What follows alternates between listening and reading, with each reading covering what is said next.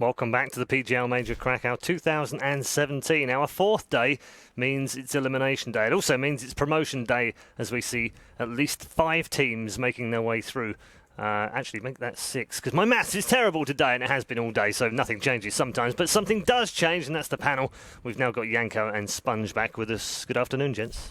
Good afternoon, Paul. Are you okay today? I'm feeling great. Are you? Maybe had a bit too much pierogi, but, right.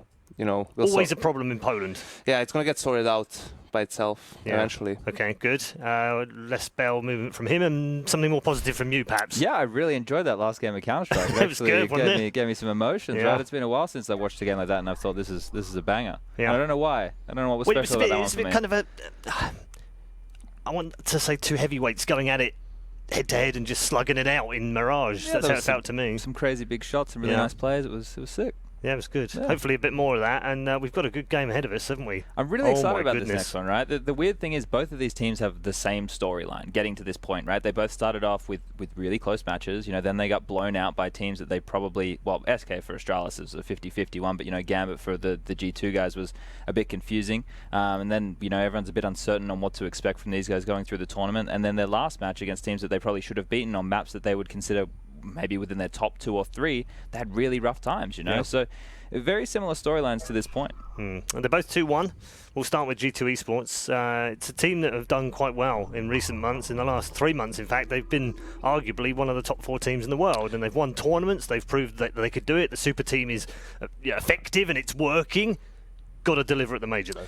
Yes, they've shown promise, but something that they haven't shown is we haven't seen them play against Astralis on LAN yet. So this, funnily enough, yes, G2 is probably top 4 there with FaZe, SK, and Astralis, but these two teams haven't met on LAN just yet. And the story of G2, of course, is the complete opposite of Astralis. They are very inconsistent in their performance. You could see them win a big LAN tournament like we saw them win Pro League finals, and then at the next tournament just bomb out in group stages and not leave, you know, too big of a mark. Even in Cologne, they didn't make the playoffs, but then lost to Navi in the quarterfinals after having big leads on both maps, Overpass and Nuke. Yeah, I have played online a number of times this year, both in ECS regular season and in ESL Pro League regular season. They've kind of split the matches between them, although G2 have a slight advantage. Are they going to use any of that knowledge now, or is that just out of date already? I think the head-to-head, especially with these two teams, you know, if you crunch the numbers, Paul, you get the stats. You know I'm a stats man. You can see that the way that these guys approach the game is in 2 completely different ways. If you get the opening frag and you're on Astralis, you're converting like 90% of the rounds. I'm making these stats up, by the way, guys. Yeah, so, no, they're totally true. Like a true stats expert. Exactly, right? But then on G2, they're not used to getting the opening frag. They're used to having players make space and then trading perfectly onto site. So when you have these two guys go head-to-head, it doesn't really matter about what you like know from each other and the way you play the game, especially with the way that G2 approaches it, because the pieces might not always fall the same way. If you're very reliant on clutch play, you're going to lose to a team like Astralis. So I hope they have a more concise game plan coming into this matchup than what we've seen from them in the past. Turning our attention to Astralis, Janko, they're the kind of team that you know they're going to deliver. I mean, they're very rarely outside the top 4 over the last 6 months. They are the best team in the world in terms of what they've done over the last 12 months, and the reigning champions, of course. But there always seems to be a question mark over them, never more so than when they've come to this major in particular, because they haven't been as impressive as we would expect them to be for their high standard. Yeah, and we haven't seen them as much as some of the other teams. And for Astralis, yes, you never see Astralis, they still have never made it 3-0 out of the Swiss stage. You know, there's always a loss somewhere in there, but it seems like they do a very good job of peaking at the right moment in the tournament, right? They improve it every passing game. They raise the level of their game as well. And the reason why people maybe continue doubting Astralis time and time again is because they don't have a star-studded lineup in a sense, or as much firepower as maybe G2 has, or FaZe, or SK, or any of the opposing teams. But what they do have is amazing team play and better teamwork than any of these teams possess, and that's why they're able to just be better than the sum of their parts, right? You have maybe the most explosive player on the team is Kirby, most likely. Device, we've seen him in this tournament, again, very good with the AWP, very mobile, but it's not on the levels of, you know, it's not as flamboyant as something we see from Simple or Nico or maybe even Fur at times, Fallen, right? And that's why maybe you falsely think sometimes, yeah, Astralis maybe they don't really have it, do they? And not only that, their results show that. All of their games are always quite close. They never really have blowout victories, right? Then when they have best of threes, it's normally like 2-1s. You don't see them really having those games where they just completely storm away with it. I think we had the interview with Device yesterday after they played, and he said they were feeling like they're playing a bit looser. And I think that shows especially with the stats, because someone who is benefiting from that at the moment for these guys is Dupree. He's having some good games, you know, and that's something that when it gets to the brawl, like we saw back, where were we looking at this one? Was it between Katowice? Was it Astralis and FaZe back then? My memory's terrible.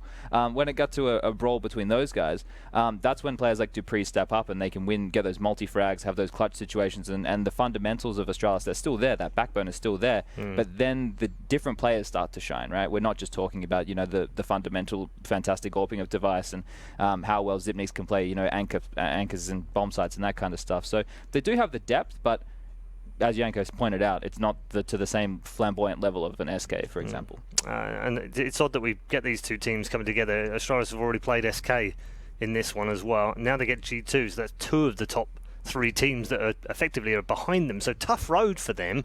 Does that, in some ways, if they get through this and they then qualify for the playoffs, which they will if they win this match, does that take a load off their mind a little bit? Do you think they gain and everything like that? We've often talked about these best of ones are relatively meaningless when it actually gets to the best of 3s.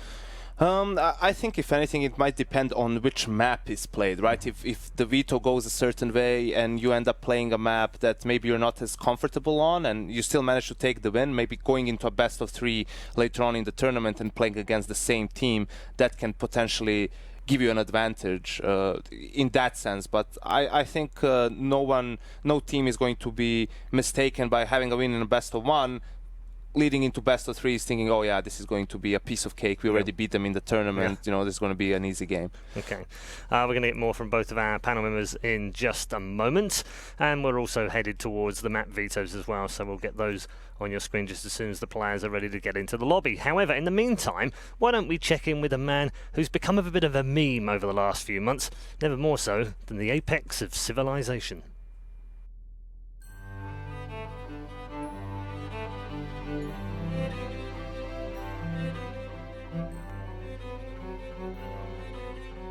Hello everyone, and welcome to the Apex of Civilization.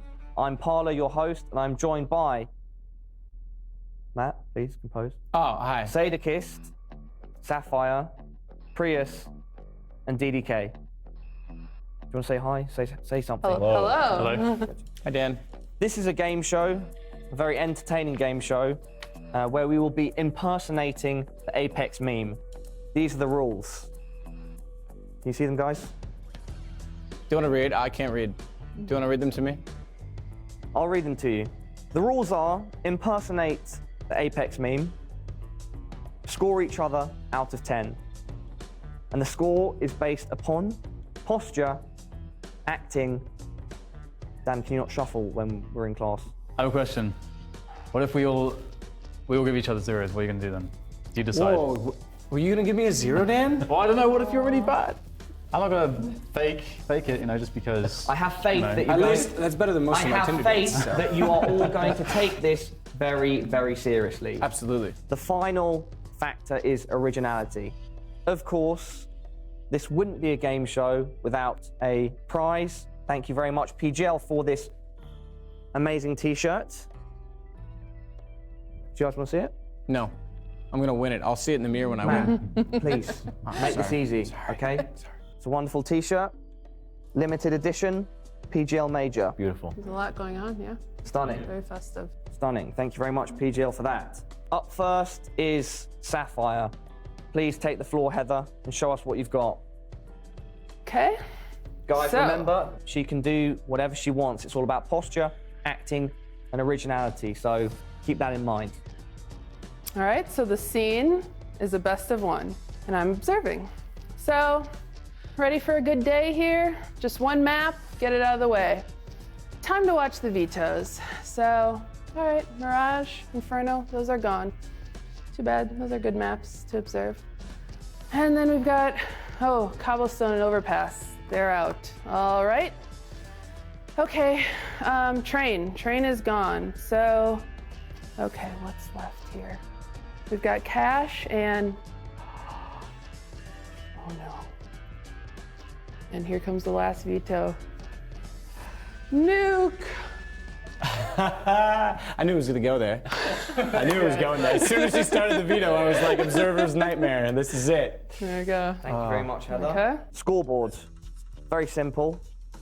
Name at the top, other names at the bottom.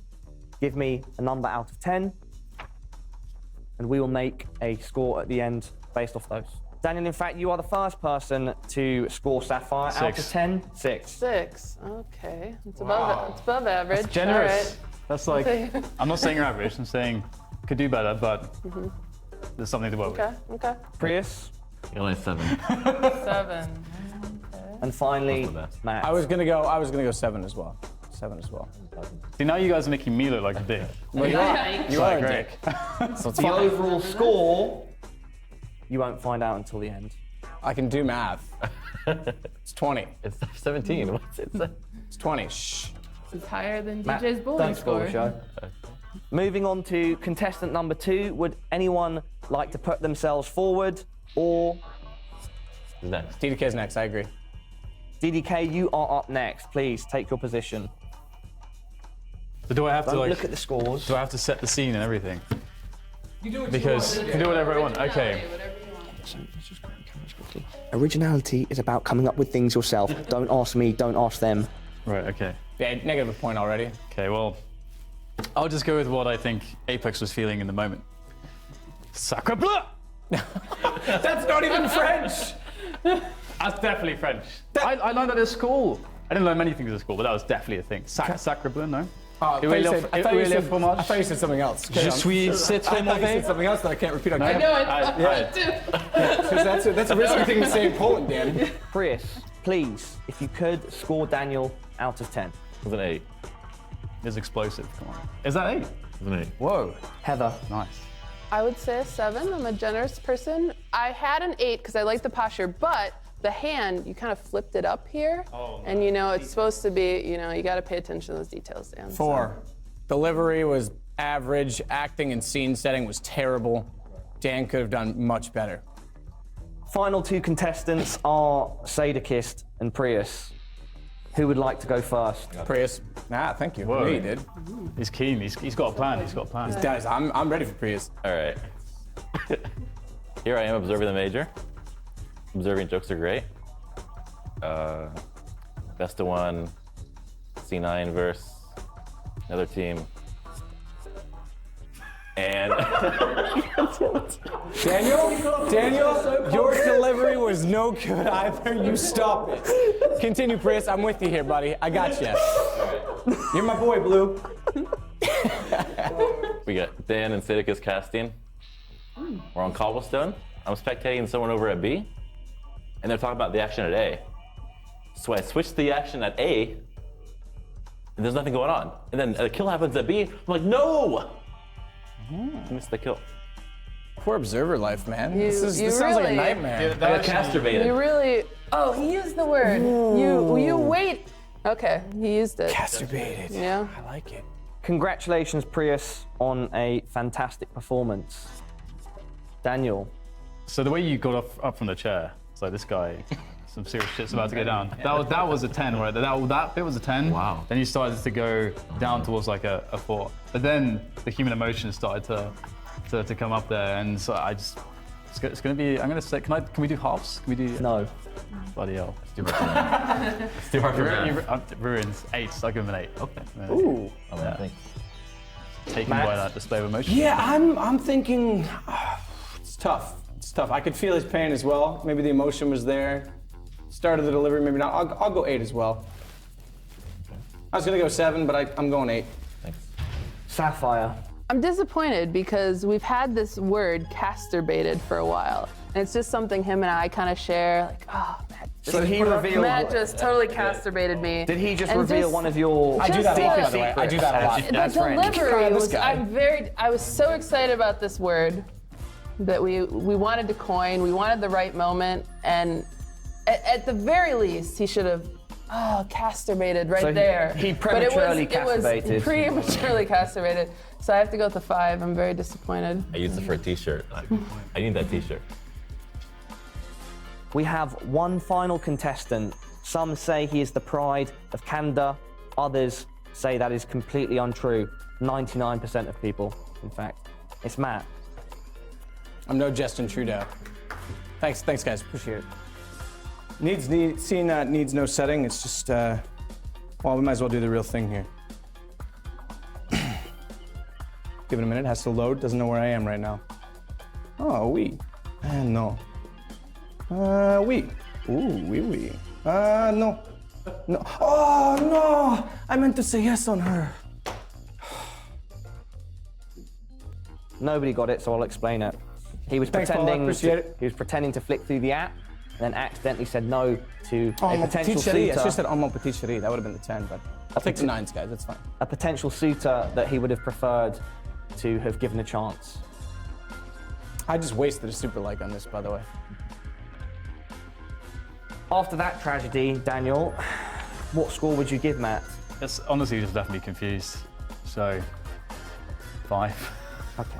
Confused about what, Dan? I don't know what just occurred at the podium. Prius. Some things need no explaining. On a 7. Thank you, Which Prius. is alright. Thank you, Prius. Was the best. He doesn't want to get casturbated. Industry. Carry on. I'll split the middle with a 6. They're just jealous. Thought my posture was perfect.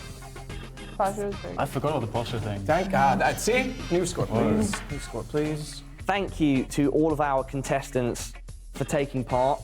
Could I please get your initial feelings and reactions after this potentially life-changing experience? That girl actually was hot, so just happened to be the wrong timing with the act. I had to say no. You can all talk as well, okay? All right. But you have to tell us the scores. We're waiting for the... No, we have to give our first reaction. This is about as lost as you ever. You cast, Dan. I don't Just know. follow along. All right. Okay, you go first. I did. I said I'm unfortunate Okay, that that's that cool. was. Okay. I don't know. This has been interesting. Emotional. Again, a typical Dan casting. that was a great play. Oh my God. Okay. Blanket statements from Dan. I'm going to start a series. It'll be like 18 parts, just cutting down. Prius, That was pretty cool. Sapphire, Was it? did you enjoy yourselves? I'm just happy to be here. That was cool. Cool experience. Cool everything. Good.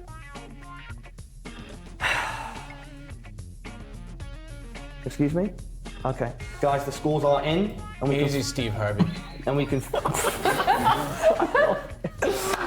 and we can finally reveal who is our winner.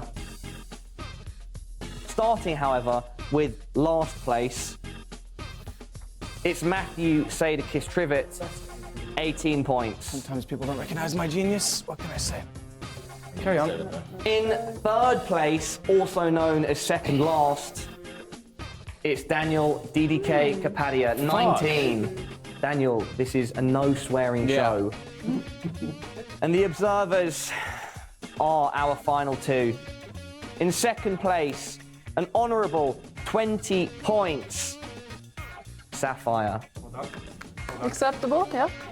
And that means, of course, in first place, it is Prius. 21. 21. Well done, Prius. Well done. More kills than you catch in a game. 21.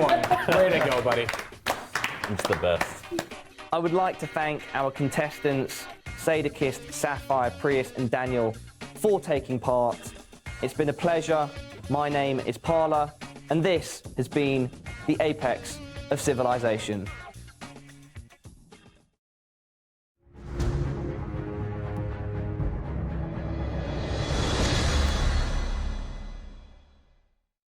Memes everywhere. Thank you very much, Paula. And we are ready to get into the vetoes for our next matchup, which is G2 versus Astralis. The three of us are on the panel right now, looking forward to this particular veto. Which way is it going to go, Yanko? Still with us? It's gonna be, I don't know, Paul. Just pick them out. Just like how many points would you give to this map, though, Chad? Look, yeah, we were saying let's bring this out really serious, right, Yanko? So we obviously know that the ban's going to be coming out. Cobblestone's going to be going for Astralis, and we are most likely going to see the Mirage ban for the boys from G2. Those should be the pretty standard. So yeah, they're getting Mirage rid and Train. Yeah, I thought, the Train's an interesting one to go. Maybe something that G2 not feeling too strong on. I think here is where, you wonder if Astralis vetoes Inferno. Like, Cobblestone and Cash are going to be their two go-to vetoes. And then it's like, do we veto Inferno? Do we go for maybe Nuke? How confident are we on our Nuke versus G2? I think that's the big choice here for Astralis. Do they veto Inferno or Nuke or even Overpass potentially? The nuke from Astralis yesterday looked pretty shaky, right? Like the total setup that was coming in from Fnatic was a bit of an issue for them. They couldn't really play around it, and the big worrying part for me, and obviously for them, was they couldn't convert any afterplant situations or any retakes, right? They were having a rough time, and that's why that game was so close. Another Inferno game. What's going on? Yeah, it seems like it's the middle ground for a lot of teams. Here it was for G2, Mirage is the obvious ban, and then it was, okay, do we want to veto Train? Do we want to veto Overpass ourselves? Which map do we want to play against Astralis? And I think they win in this veto, so to speak. I think Inferno is a map that can be pretty good for them when you look at how they approach the map individually, how they play their CT side. On the other side of things, I mean, Astralis, one of the best teams in the world at adapting and adjusting throughout the game. So you have to expect them to be very well prepared for this matchup. They played Nuke, Train and Cash when they have clashed as G2 and Astralis in the last few months online. Not going to get one of those. So yeah, okay. I guess you would be G2 seeing that that Astralis lost to SK 16-8, right? So if you're looking at that, you're going, hey, maybe we can exploit the same weaknesses. But unfortunately, you don't have Cold Zero on your team, so that's kind of a problem coming into this. They do one. have Kenny S. Yeah, but the same level of impact from an AWPer as someone as hybrid style as Cold Zero is definitely difficult to obtain. And I think a lot of the executes that G2 have, the cookie cutter ones from second mid, the stuff that the French are known for, it's all good and well if you're versing a team who's lesser than you, right? And you can just get away with pure skill. But when you're versing a team like Astralis, who are going to understand exactly how to react when that execute comes in, I don't see them having much grace there on their T sides. I think it's going to have to be a pretty hefty CT side performance from the G2 guys, poking and prodding a lot with those AWPs. I've been criticizing Shox for picking up the AWP a lot, but he's been having a good game, good couple of games. So whatever he's doing, keep doing it. And I think I guess the biggest key to victory right now for G2 is making sure that you can punish Astralis for any mistakes they make, right? Because we talk about them being super fundamental and super on top of the game. The only way that you're going to get away with beating these guys on a map like this is, I think, really just crushing them and giving them no hope. All right. Thank you very much, gents. We're ready for our game, and we'll head over to our commentary booth where we've had a refreshment as well. Why don't we just say good afternoon to them as well. Gents, how are you doing? Had a few refreshments, actually, Paul. Doing well. Yes, we don't talk about those. Moses is still recovering. True. It's true, actually. I hear that. I saw sunglasses on him inside. I don't know what that's about. It's just he's got sensitive eyes. True. And if you believe that, you'll believe anything. Gents, take us away into the game. G2 Astralis looking such a great game. Yeah, it is. It's an interesting one as well in that, G2 is technically a challenger team, but we're in a position now where there's going to be some heartbreak. We've already had Na'Vi knocked out of this tournament. By the way, that guarantees, as my cable comes forward, that we have two, at the very least, challenger teams making it to the playoffs because Big's already gone in, FaZe is already out, Na'Vi's out. That's two Legends home, obviously, do the math. So it's all the games at this point are going to be unpredictable, I think, in a lot of ways. I could see some very surprising results. Even if SK were to struggle even slightly in this group stage, it's going to cost them. Well, the results we've had so far suggest that's definitely going to be the case. The fact we had Gambit and Big making it through into the playoffs first. I don't think anyone saw that coming. It's going to be an unpredictable major. But this one should be one of the games of the day. Two Titans going at it. G2 versus Astralis. And yeah, like the guys said on the desk, G2 definitely an up and down team. You never really know what you're going to get. Can be lights out. So much firepower available. A great unit. Astralis, the consistent team. But we're playing Inferno. And they played SK yesterday. And they looked pretty weak. They said they're coming into this tournament with a looser play style. And that's, I think, always been their problem on Inferno. I feel like they're turning up and firing all cylinders. They look very good on that because they stick to like a 5-man formation, going up into a set of positions and kind of using gut instincts to get into those bomb sites. They don't have that much to fall back onto if the looser playstyle doesn't go well for them, and you don't really have the really in-depth executions, I don't feel. And you could see their weaknesses against SK yesterday. I think I agree with that. I think that, keep in mind, SK battered Astralis as well quite heavily. That it does show. I don't know what we expected to see from Astralis. Obviously not going to Cologne focusing on this event, but having not seen them on really a big stage in a while, it is possible that this team could take a step down from that, just not being as active as of late. They seem to be a team that I've never thought of them as a boot camp team. It's more of a trial and error team. They've improved steadily throughout the course of their playing rather than... I thought that was such a blunder, not going to an event like Cologne. Yeah. Like, it's such a massive deal. Like, yeah, sure, it wasn't a major this time, but still, just the prestige of that tournament. I would feel like gutted as a player, sat at home watching that when it's all going on. I was watching that kind of magic and drama unfold. I thought that was a bad move, but obviously they wanted to focus on this one, go for the double major championships. If you're not aware, of course, Astralis, they won at the last major over in Atlanta, and looking for the double header, I guess, at this one. That's right, yeah, back-to-back championships, trying to repeat what SK essentially did. Obviously, SK didn't do it as the organization twice. They did it as Luminosity the first time, but it would be the only other team to do so if they were to achieve that. Meanwhile, SK is looking for their third to match Fnatic, and yeah, Fnatic's still in the fight. But G2, French side, haven't had a win since way back in Cluj-Napoca. Very different scene at the time, and have been trying ever since to rebuild and get back to the top. Oh, they've definitely got the firepower. It's always been a matter of it's not if, it's when with this team. They've had some decent successes over the last few months, but then had some abomination of tournaments as well. So hopefully we can see a decent G2 show up today. I do slightly favour Astralis, but to be fair, we were talking about the setups of G2, the CT side especially. We know that double orb setup's going to be coming out eventually. That's going to be Shoxy and Kenny S. Astralis are a funny team like that. They're obviously a top 3 team in the world, and they don't have a double orb setup. They can't fall back onto it. And the way CSGO's played right now, it's either that's what every team's aiming towards on most CT sides, and Astralis just don't have that right now. We've seen Dupree experiment with the idea of being the secondary AWPer, but that comes out maybe once every 5 or 6 games or something like that. They don't really have that to go back on towards, so which is fine, but it's like I feel like that's the optimal setup in CSGO right now. Double orbs and each turret on either bomb site. And do we feel like Dupree is going to try and experiment with that more? Do we feel like that could be something they've worked on in the downtime?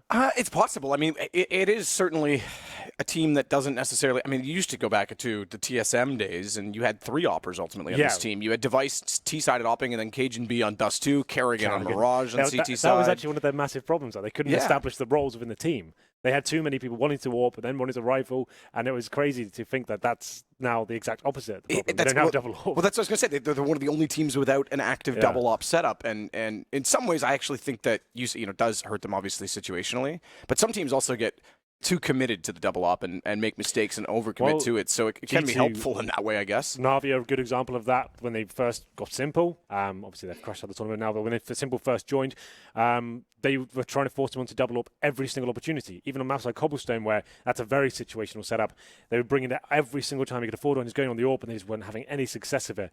They've obviously adapted since then, but G2 are definitely one of the teams that fall into that same sort of bracket of trying to force that setup on Inferno, especially as well. I'm sure we'll see it come out. You are able to counter it, but still, like players like Shoxy, he's very good at holding lines. Like he's very good at a more passive AWPer as opposed to Kenny S, of course. He'll be playing towards the B bomb site, trying to get himself established. Like if he can hold B by himself, he'll be very happy with that. But using the right utility, you can push him back and then force a rotation, and that's something you can play with, knowing that setup's going to be coming out eventually. But we'll see. This should be an exciting game. We'll have a look at the results so far for both of these teams. Obviously, it's a 2-1 game. The winner will be going through to the playoffs, and you can see the results so far. Not the best tournaments for either teams, I have to say. Like we said, Astralis getting battered by SK Game on Inferno. 16-8 the scoreline there. And G2, they lost to Cash against Gambit in a similar fashion, 16-6. Like those are one-sided affairs. The games they've been winning as well. G2 beat Cloud9 in an overtime matchup on Cobblestone. Wasn't exactly convincing, but they got the job done. Same story against Na'Vi as well. 16-14 against Na'Vi. That was a weird map. That was the whole coin flip incident. That's right. Yeah, they could have played Nuke. They went for Overpass instead, but they still managed to win against Na'Vi on their best map. So that's decent. But Gambit was a little bit of a rocky affair for them on Cash. We'll see if they can step up here today. Astralis, last game they played, we casted it. Fnatic on Nuke against Fnatic, of course, 16-14. Very exciting game. It seemed like it was one of those matches where Device couldn't get rolling in the first half at least, and he just went absolute beast mode in the second half once he got on the CT side. That's what we thought was so good about him, right? The fact he was changing his position every single round, going towards outside, secret, catwalk, heaven, ramp, pushing hard with the AWP. And that's something you can do on Inferno as well. He can definitely bring that to the table. You've got plenty of options. just to limit some of them as well. So you've got the boiler room, you've got apartments, middle. You can push down to second mid if you want to. Banana. There's plenty of options to go aggressive and try and find the first picks. Yeah, absolutely. That was really nice to see, because we often see, and I will point out someone who was guilty of it. People like Skadoodle that weren't dynamic enough, that weren't changing position enough, that weren't being assertive with the AWP. And Device, that was some of the best rotation and dynamic play I've seen on Nuke in a while, versus someone who I would have claimed perhaps was the best before, Cajun B on his op, has become a little more static toward heaven, predictably. Sure. So it is good to see. I kind of like that from the CT side on Nuke. It definitely makes for a top AWPer. That's how you can really define like a good AWPer from a world-class one. Someone who takes the game into their own hands, is willing to step up, make their own decisions. They don't need a leader to tell them. It's where, depending on their spawns and where they're feeling that their enemies are focusing towards, you're just calling, I'm going here this round, I'm going here. And that's what is kind of indicative of someone's talent and ability on the CT side of the AWP. That's something I look out for a lot, and Device has certainly got that under control, and I'm sure we'll see it here today as well. But Kenny S, he's a master of that. He's up against very difficult opposition. Maybe he can't get rolling, who knows. Kenny S, if he is having a decent tournament like we've seen so far, it's very difficult to take him down in those one-on-one duels. He's been on the rise, Kenny, for some time. Getting back to form. He was most noticeably hindered by the op nerf, which was ages ago at this point. Sure. But that was sort of the end of godlike Kenny. He's gotten back closer to that, at least. Yeah, we heard him in an interview in this tournament, and he feels good right now, but he knows he's not playing his best. Like it's enough probably to win some games and get the top of the scoreboard, but he doesn't feel like he's at 100%, and that's quite a scary thought considering the way he's been playing. He still feels like he's not quite there yet. He's not in fifth gear perhaps, so maybe he gets better as the tournament goes on. Who knows? Well, the tournament will go on for either of these teams, either to the playoffs or into round 5. Remember, this is a winner's match, so they're sitting at 2-1. Unfortunate part of, well, obviously losing and having to play again means you have to do it quite quickly as well. Those matches are later on this evening to finish out the group stage. They'll redraw after game 6, which will be our last game, Henry. So we do 3, and then they'll redraw for the last 3 games, and we find out our last teams. That's when things really go wild. That's when things get very, very exciting, when everything's down. You're the last game of the day. We do have a break tomorrow, of course, before we get ready for the playoffs. But in terms of teams that are not playing today, obviously we saw Gambit and Big go through, like who would have thought. They get to watch the games today and have a day off tomorrow as well. So that's quite a nice prospect for them. SK, I think everyone's a little bit gutted that they didn't make it through. It seemed like they were almost dead set with that matchup against Big. You think they're gonna cruise through this bracket. They're gonna have a 3-0 for sure. I guess that's probably one of the biggest upsets we've had in this tournament so far. We've had a lot of them. That would probably be the number one, I would say. Number one in terms of an individual game, I would say number one upset overall is obviously FaZe going out 0-3. Yeah, absolutely. But yeah, it's impressive from Big. The good news for SK is it's not an elimination match, so they'll fight on, no question. Absolutely. Coming up shortly, in fact, they have to play their Brazilian counterpart. Now, if that was an elimination match, could you imagine Immortals not making majors 4 times on the bounce and then show up and knock out SK? Like, sorry guys, we're here now. That would be a remarkable feat. So we can see the problem on the screen. Coach communication problems for G2. That's, of course, Smiths. We did see Smiths, yeah. We can talk about him for a little bit. Obviously, was a player for so long. He's probably one of the most experienced kind of Source/CSGO players we have in the scene right now in terms of he's been playing back when I was playing, like 2005, I think I first played against him. And he's been like top of the scene ever since he came onto it. He's always been at the top of the French scene, and when he came into CSGO especially, been some of the biggest lineups, been part of the most successful French lineups as well. And towards the end, obviously a little bit of a controversial figure with some of the drama went down in some of his performances, and he decided to drop back once his quote-unquote super team was formed at G2. He took a kind of a backseat role and went towards a coach. And he's always been a strategic mind, never known as an in-game leader, but someone who helps out and makes sure he's on the server doing the homework with the analysis and stuff and making sure that he's on top of the strategies and he's lending his brain to that procedure. And now he's going to be the coach as well. He does work with an analyst at the same time, so his more role is kind of look after the team on the server, make sure their morale's in the right place and no one's getting overwhelmed, for example, and kind of chiming in when they need it, if you can spot problems. And then the analyst works on the more theory side of the game. He's like countering other teams, watching their demos, working out what's going to be the best point of attack to take them down. So he's kind of feeding information to Smith that he can give to the guys in real time when the game begins. Zonic, same role, another legendary Counter-Strike player from 1.6 pedigree. He's got the notes in hand, always seems to have a dossier of information. It'd be interesting. I'd love to know what they bring to the table. I've never actually sat down and read some of those notes. Well, for good reason. You don't get access to an NFL coach's playbook. And no, exactly. I'm saying it would be interesting just to have a look. Yeah, I'll tell you what. If you run over there, I'll distract him. Oh, we can. Yeah, look there. We almost get screenshots. All right, let's go. CIS. Zoom in. We'll enhance. Yeah, that is the word. And we'll get all. He heard us. Yeah. He's hiding it. So he's got screenshots, right? So that means like that could be potential like setups or smokes or angles I like to hold. I don't know. That's it could be a screenshot of what a smoke looks like when someone counterplays you, or what they're going to do. Yeah, that's. I've wondered this. So no coach communication during live time, but what about hand signals? I was thinking, right, and this is obviously just me thinking. No, that's fine. Yeah, that's fine. I was thinking, you're like, I'm going to do it on you. Like, and you grab the shoulder and he's like, oh, well done, mate. Could you like have some sort of signal, like Morse code? Double tap means they're going to be eco. Yeah, like you're tracking the money in your head, you write it all down, you just like tap them. That's what you said yesterday with Big. If like they're tracking the money, like just look at him and he goes yes or no. Yeah, you just look up. Because, I mean, truthfully, they're trying to... He can hear you, goes, you can just look around and should buy, you just go, nod. Yeah, I mean, one of the arguments was obviously they wanted the players to be making decisions in the game themselves and not, basically 5 bots, if you will, running around with sort of a chess master. But someone was saying, like, oh, well, in real sports, coaches can't talk to you while you're on the ice. Well, yeah, they can. My coach used to yell at me as loud as he could whenever I made a mistake or whenever he wanted me to move the puck in a certain direction. That's why you see like football managers get sent off the pitch and stuff like that. They get really invested in the game and they get frustrated at their players. Yeah. What else could you do with that? So I guess if you have a set piece or an execution in mind, you could have like a little Morse code thing. 4 taps means the slow A execution. Yeah, this is all speculation. I'm not saying anyone does this. No, but what is the ruling? Is that a gray area? Or is that a no-no? Is that, in your opinion, based on the rule? I think it's fine if you're not talking. The rule is you can't talk. Yeah. So I guess that's absolutely fine. I don't know. An interesting thought. It was something I just had in the shower. Someone's going to be listening. They're going to go do it tomorrow. We're going to be to blame. Valve's going to throw us out of the event. We got banned for breaking the rules. Yeah. Well, it's certainly food for thought, perhaps. Anyway, G2 will be starting on the CT side. It looks like we're almost ready to go. Hopefully Smith gets his headset sorted momentarily. And some of the Danes on your screen right now. Kiabi, one of the stars of the last major, looked very good indeed. Finally found some form. He definitely had a rough time when he first joined his team.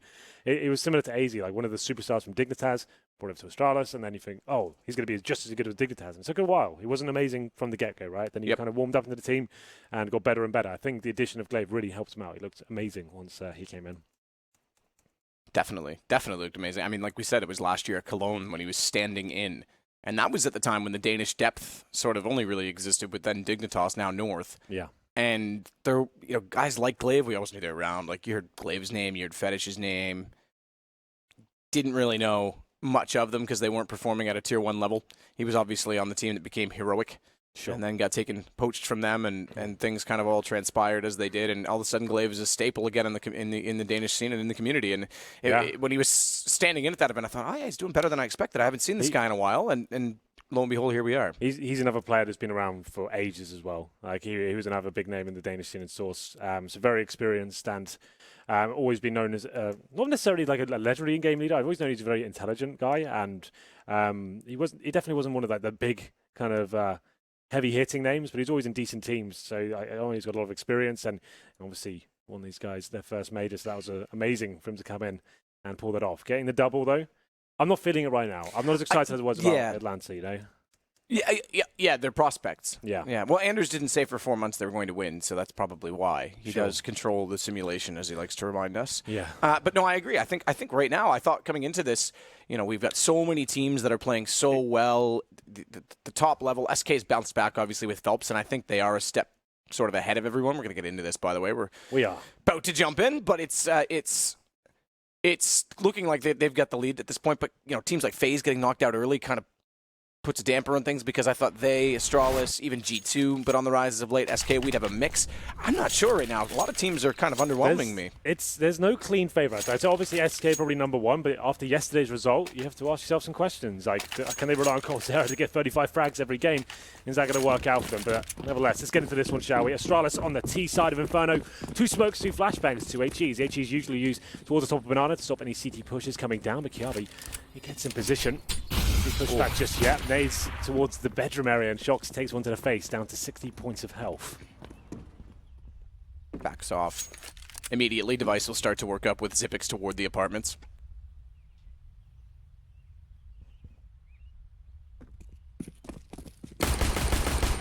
they'll push on to Banana Bomb, not in that direction yet. And I do say yet because Xyp9x has gone back across the bridge to the bottom of middle. So he's closer to his teammates. Device is hoping that their pressure on B would cause a rotation out of A and he'd catch someone, and then my guess would be if he did, they would start to rush back and counter that kill, but they may still get it right because there is 3 in B. The rotations went back through CT instead, and there's only 2 players left on A. Yeah, we've got Glaive watching for the flanks. His teammates getting apartments control. They can throw the smoke from second middle. Normally smoking the arch side and then towards the library as well. Can smoke in front of the pit if required, then flashing out. Start of 2 flashbangs, and this will be the A finish from what we can see so far. 3 players up to the apartments, and considering the CT setup very passive, Kenny S chance to be smoked out here as well. There's the flashbang and final commitment. The smoke does indeed come in. There's a cap for Stylus. Okay, this team's covered. Couldn't quite get the shots through. No, looks like it's well placed. Bomb down for dupreeh behind the pillar. Best vision of it from pit, but they've got 2 players in the site itself. All 10 still alive at this point. Won't end that way. Certainly not, because Apex has a good headshot onto Glaive. That'll allow a push in from the apartments and from the top of middle. Apex finding Kiabi as well, and wanted to hold for the best position possible in the post plant. Apartments to see the bomb. Getting closer to Moto. They're already around at quad. It's all G2 on the retake. Finally, they get a kill from the Astralis side. Device to do so, but they've got a kit, and they'll have time for the defuse. What a retake that was. That's how you do it. That's textbook Counter-Strike there. When you know you've got 3 players towards a particular site, instead of fully committing to the bomb site itself, go for a more passive methodology there. Wait for all 5 players to arrive for the retake, and Apex starts hitting some wondrous shots there from the flank of Banana. 2 kills to kick things off, a 5-on-3. Still, to give Astralis a shout in that matchup, considering they've got control of the pit, the bomb site, graveyard, but working together and not giving anything away. G2 dropping a single frag there. That was perfect from Astralis. The build-up was very nice. Forced a rotation over towards B. They did those 2 smokes I described, one towards the arch, one in front of the library. That segregated the remaining CTs who were playing that passive setup. Couldn't really do much about the plant, but they could do a lot with that retake. Very impressive. It's going to be 1-0 in favor of G2 there. A couple of rifles coming out. 3, in fact, with the Famises. An MP7 from BK and shots on the UMP. This is going to be the full eco for Astralis. AK is coming out in the 3rd. We'll see whether they can possibly get the bomb down. Very unlikely without the smokes and flashbangs. dupreeh's going to wait as well. Boiler for anyone to charge forward and get aggressive.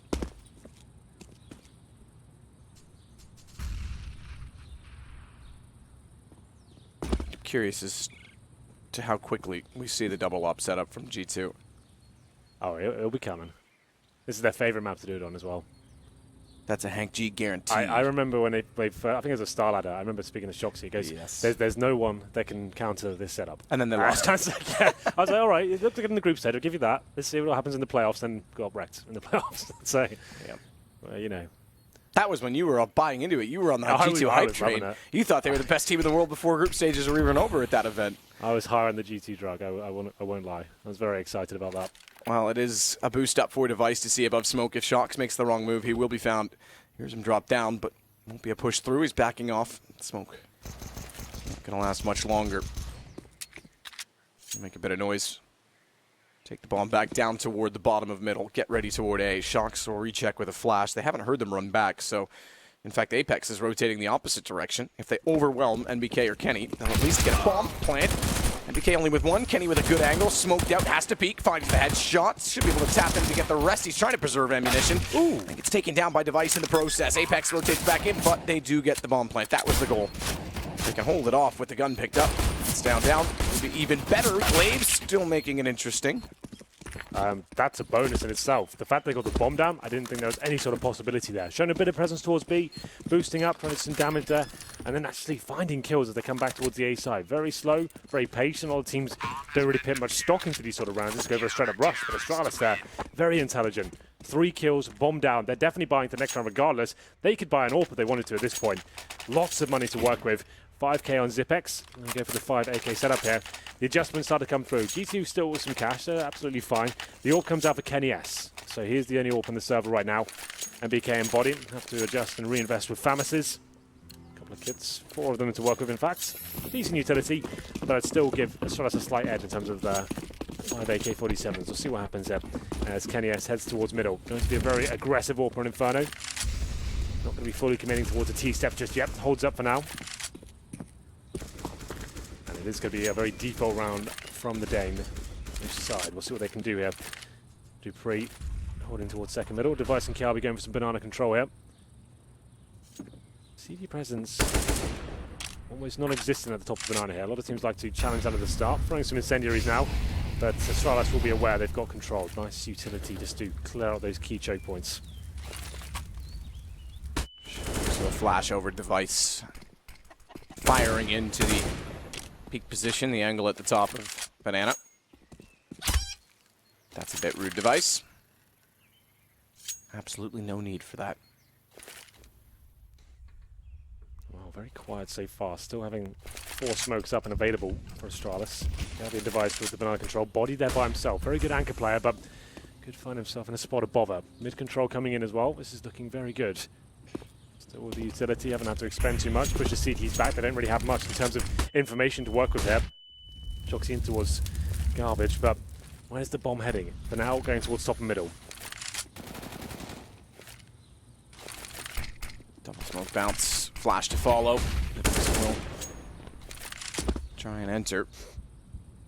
At least it looked as though he wanted to, but backs off. Teammate's not ready. He'll go back out toward the end of apartments now. Push through the smoke. He put down and find NBK. He's down below. He's able to follow up. No response. Glade's still looking in the backside of the pit. Doesn't realize. Device does get the trade. They nearly go into a preset flash against Kenny. He's stuck against the wall. 2 versus 2 on a retake. Kits for both players on the G2 side. Molotov left for Dupree. Bomb's default. Molotov's going to go out early, though, to hold off any rotations back in through apartments. Body instead. Going directly to the site. Very early for that Molotov, I have to say. Body gets ever closer. Dupree will play it off. Information finds Shocks immediately. And inside of the site, Body has to go away and into the bomb. That should force the peek back out. Kiabi's actually gone away from the apartments. He's rotating back around quad. Body should not be aware of it because he just came from that same position.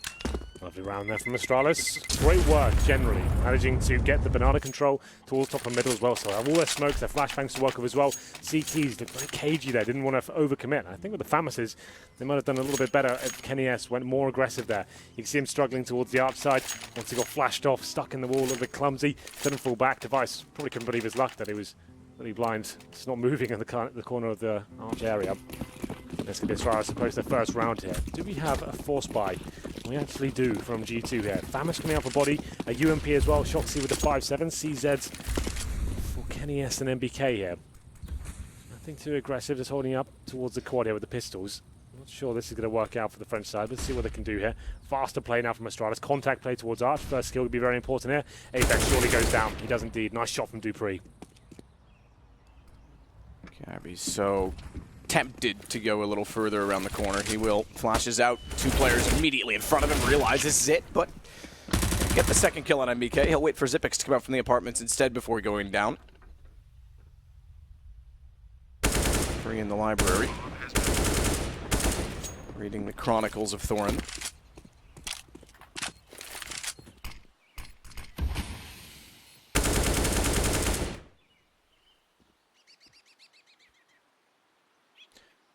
Well, CT's probably just giving in at this point, wanting to save their weapons towards the B side of the map.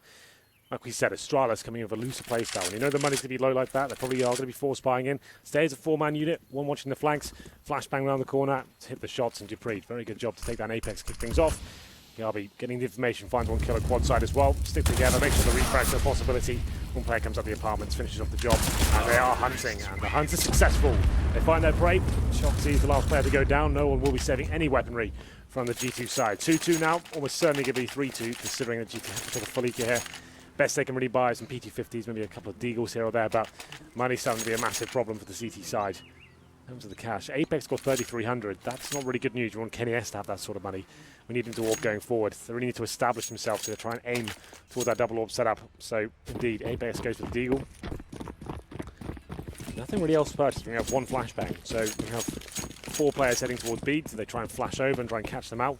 Go for a full stack potentially here. So, it's the more conservative approach. Once again, staying as a little wolf back. Astralis head towards Banana, trying to have that refract potential as the Mac 10 will throw itself into the side first.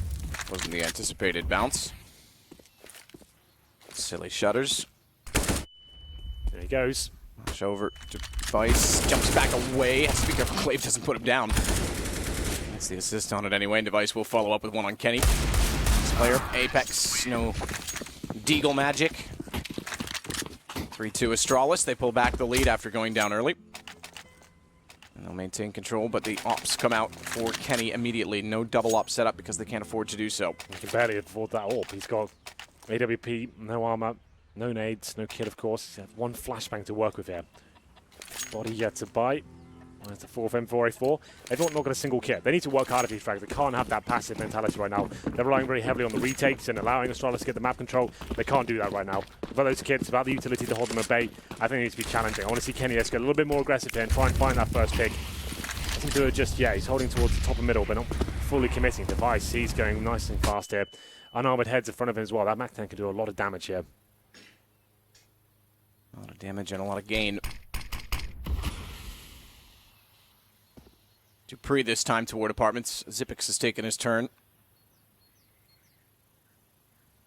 Speaking of, he takes bomb back down toward the top of alt middle. His Device looks now toward B with the MAC-10. Kenny didn't go aggressive as I thought he might. No, that's what we need to see, I think, anyway. We need to step up, like maybe a little bit cagey considering he hasn't got the armor to work with here, but control granted once again. Dupree at the end of the apartments. This is looking very difficult for G2 to hold off. They've been forced back to the side itself. 4 players on that side of the map, and I assume it's his body alone on B. It is indeed. He's at the coffins, already been tagged up. No head up, not a huge deal with his current position. But they could just walk into the bomb site. He's going to have a very difficult task to find multiple frags here.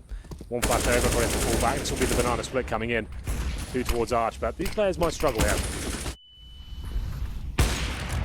Kenny still falls back toward the library, smoke down in front of the Arch. He just called, it's like, leave me here. I'll see what I can do. Go join the team. Well, Dupree is going to slip through. Oh, did Kenny? I don't think Kenny saw him.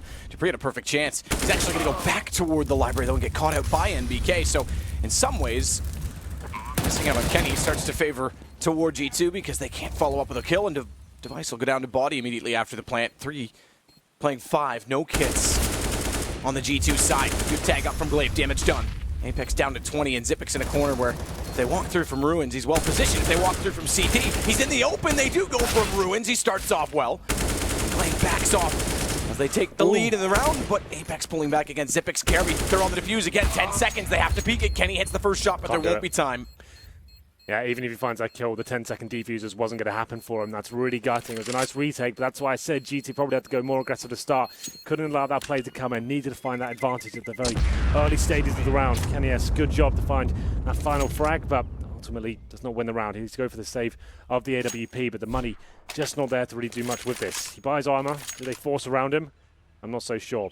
It was touch and go for Astralis, I have to say. Instead of going for the 5-man formation that we've been seeing so far, actually going for that banana split we've been calling it, smoking off towards the right-hand side of middle, getting arch control and pushing through towards CT spawn. They took a lot of damage. Dupree told his teammate to go back, just leave me here. I'm done for. I'm low HP, I'll try and see what I can do. He gets the information, calls the rotations coming through. His teammate's ready and waiting at the B-bomb site. Managed to get that bomb down, but Zipex, great positioning, managed to win the round. This is what we wanted to see. Kenny S had to do these sort of plays to win these rounds. This is the fallen boost. Let's see if we can find any sort of frags here. Well, they're approaching underneath of it. Ooh. Ouch. Yeah, that hurts. Good thing he has armor.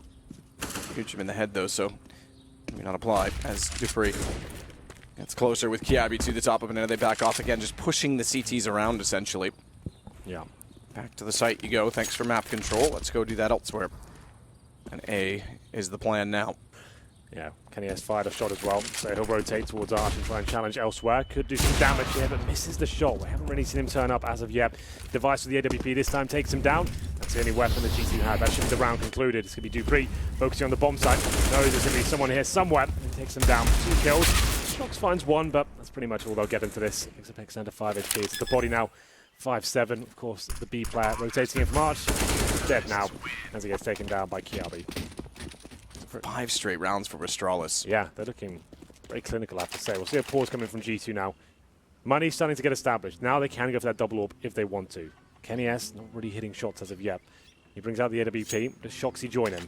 When things get a bit dire, that's when the double orb setup generally comes out for most teams. When you need an adjustment, get a bit of confidence, and you're kind of getting pulled apart on either side of the map. You're not really getting anything at the very start. And this is the missed shot from Kenny S. Let's see how close this was. Pretty dire miss from here by his standards. You expect him to hit that all day long. Not exactly warmed up, it seems. Device takes him down. Round number 8. Shoxy has purchased. There will not be a double orb set up for now. So he goes with the M4A4. Kenny S, 4 kills, 5 deaths. Device on the other hand, 7. Yeah, very, very good considering it's T-side op Inferno. Yeah. Not all have come from an AWP, to be fair, but No. still worthy to note. Here we go, then round number 8. G2 not posted around the last 5. See where Kenny S goes this time. Once again, not aggressive as we're used to seeing. Apex MBK tentatively watch the A-bomb site. Crossfire setup. We like that formation. And it's been out of control. Very basic stuff coming in from Astralis. You can see they've got an objective at the start of each round. Dupree goes to apartments. Device and Glaive work towards B. Zipex and Kiabi will eventually get that mid control. It's interesting as Dupree famously always used to go for the boiler. That's his position. And he'll end up there eventually, it seems, but he seems to be focusing more towards the end of apartments this time and trying to get picks in the pit. Looks like a big execution map being set up. To check the sandbags, it certainly does have the writings of B all over it.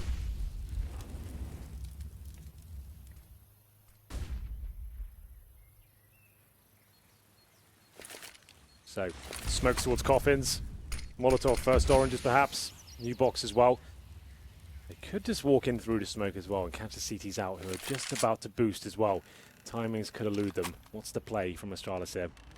Classic execution or just walk into the site? Looks like it's the latter. A walk in and a crossfire already set. They get shocked, but they won't expect the 2 players to be there. So Body from the boost finds both Zipex and Dupree. Glaive does respond, but to get the bomb down, they have a man disadvantage. As Kenny, NBK, and Apex start to rotate, NBK and Apex both have kits. Smart play from Glaive to get aggressive, therefore, because they don't have any control of Banana. Smoke coming out from Ruins, however. Apex is going to know that he's in there and sprays into the smoke. Glaive walks directly into the shots. It's on Device. AWP hits NBK already, but pushed by the Flames. Apex will get round 3 for G2. Oh, just about. Device with 2 kills there, almost a third, but like you said, the Flames mean he has to change position, look very uncomfortable there. He bets Kenny S once again in the duel. It was a nice play from G2 there, having the boost. Astralis just didn't check it. It's a position that's often overlooked, especially if you kill someone in CT spawn. You just don't anticipate someone else to be there. Nice work by Body. Usually very good for 1 or 2 frags. And looking at his position, whatsoever, assuming a player's on the bomb side there. Does some damage to the third as well. Clay finally takes him down. This is the shot where he took down Kenny S. Spotted the foot there, got a little Q and manages to get the kill. But the problem is, only 1 player surviving for G2 there, man. So, lose this round, double eco territory. Need to be very careful there. Astralis, lots of cash, even after reinvestment, 4K per player.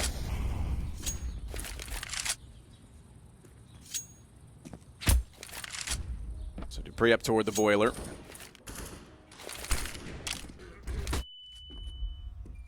Flash out. Into the hallway, lets him get around the corner and start looking through the doorway. Smoke comes therefore across from Archway. That's covered off by Kenny on the AWP.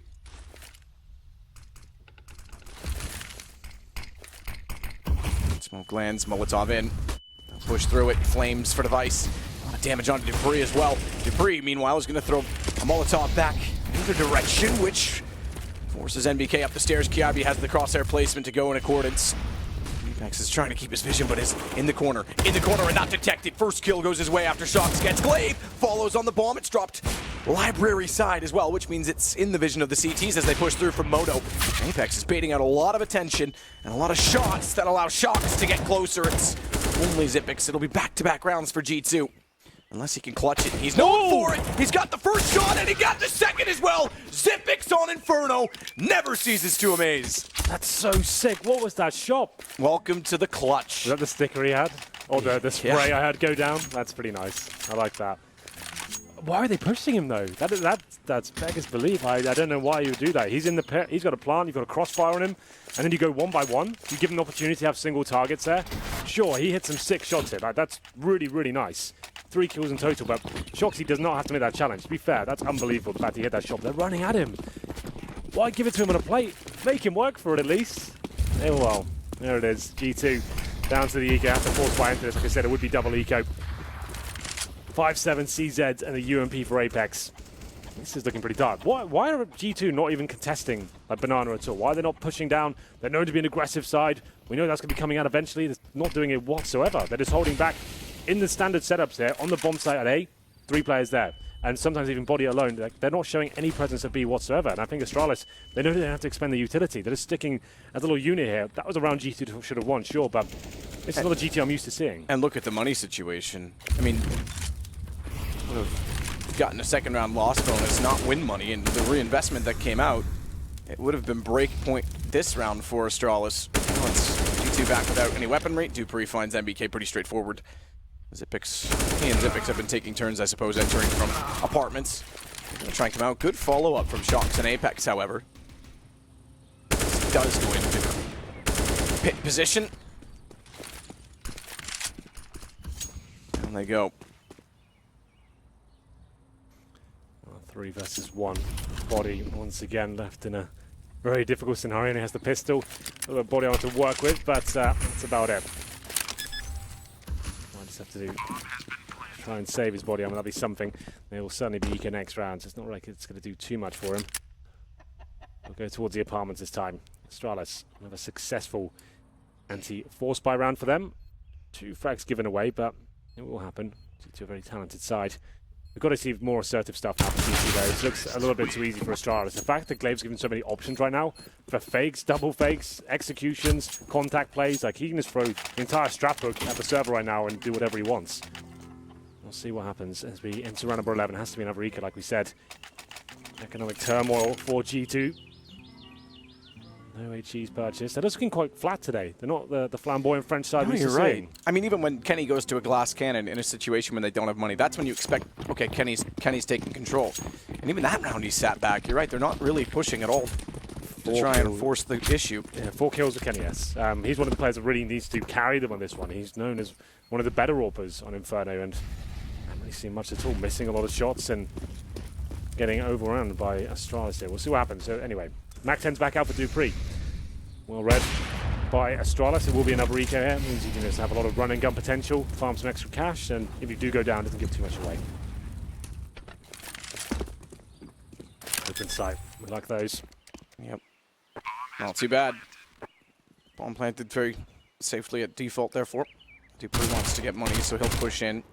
I'm surprised MBK doesn't swing out. Body's waiting for him to push all the way through. Instead, Glaive gets Apex. Sound of a wooden table breaking in this game still doesn't sound right to me. It's very distinct though, for whatever it's worth. Henry, just thought I'd let you know, dupreeh does get one on the SMG eventually. They're all inside of the arch. dupreeh's gonna go to the pistol to find more success. DK goes down, another round for Astralis. They're now up to their 8th. Yeah, it's looking a bit too easy for them. I'm not that excited about this game as of yet. GT needs to wake up. Round number 12, 8-3. If you're tuning in via audio in favor of Astralis on the T side. A couple of Famuses now for G2, still not fully established here. They've got one kit, Kenny S.'s glass cannon once again. Let's see him go aggressive. Regardless of glass cannon or not, going for that T-steps pick, something along those lines, even the boost towards Banana once again. Start hitting some shots. Let's start getting excited about that prospect of the AWP. Once again, holding up, and they will go for some Banana control from what I can see. They're actually contesting a bit more this time. Body and Shoxy could be pushed through though. Body with the Famus, it's going to be Shox to open things up. They might have the advantage here. Make it twice, and they take down dupreeh and Kiabi. Glaive on 14. Xyp9x on 5. Flames for Device down to 44. Utility winning the war for G2. You see how much better it is? When Astralis now, they're not going to be comfortable going to that area. They now will start to expend more utility. Before, they were Molotoving that sandbags position and the corner as well. They realized they didn't have to do that. Now, you've shown some presence there. You might actually have a chance of winning some rounds here and not allowing Astralis to fully execute absolutely everything.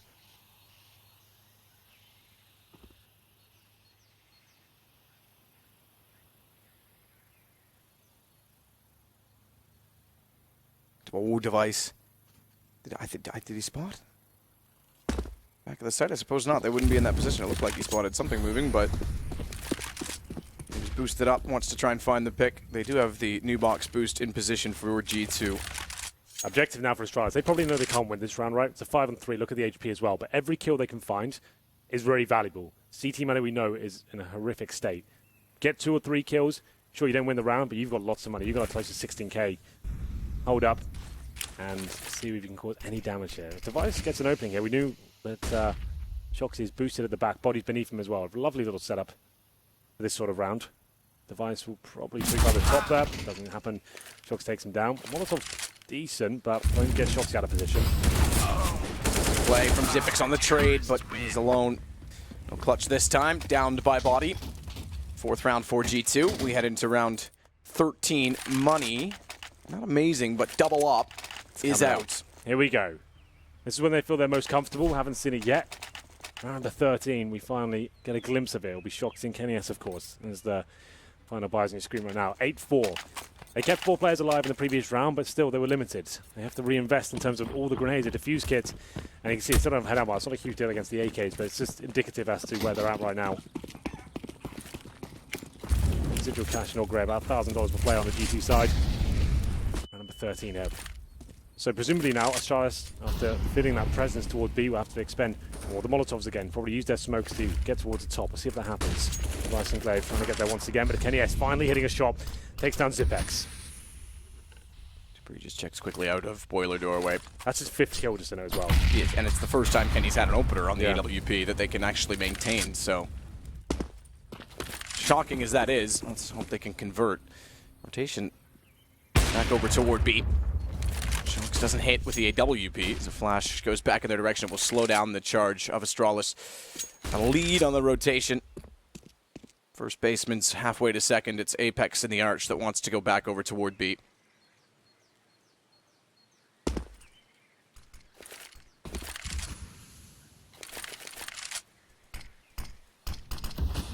Another counter smoke from the CTs as well. Timed with 45 seconds, so around 30 they could have that go on an attack. No movement back the other direction. All 4 still in Banana. And in they go. Through the smoke. Flashes over. Boost up. Catches it. Body does go down to Device, but Shox is still waiting with the AWP. And 2 for his troubles. And call it a double. He's got it. Device goes down to the pistol as well. Much better from G2 there. The double orb setup paying off, it seems. The collateral kill for Shoxy there. Holding off his Body. Took the aggro away from him as well. Astralis, a simpler play that time. Didn't go for that really standard map control, pushing the CTs back. Just went for a full-on B commitment now. We're going to a pause. Still plenty of money for the Astralis side, but finally, that's what we wanted to see. A dominant round from G2. Shoxy very happy with that situation. Could have got 3 with the AWP, but finishes things off with the pistol. Through to the smoke as well, of course. Glaive headshot through his teammate. It's the P2000 to finish things off. So Device couldn't find the kill. So double AWP setup prevails. Kenny S opening things up. That's better. That's what we want to see. But MBK, Inferno was historically one of his best maps. And most of the lineups he played, he really hasn't turned up at all here. 4 kills and 11 deaths. Can't recall anything from him so far on the CT side. See if he can get into this game as well. Body, quieter one. 8 kills, 10 deaths. He normally plays towards B, and Astralis, to be fair, have been focusing primarily on the A site. Let's get into round number 14. 8-5 is the overall scoreline now. Device back in the AWP, trying to open things up. I'm sure he'll be waiting for the aggressive push at the very start.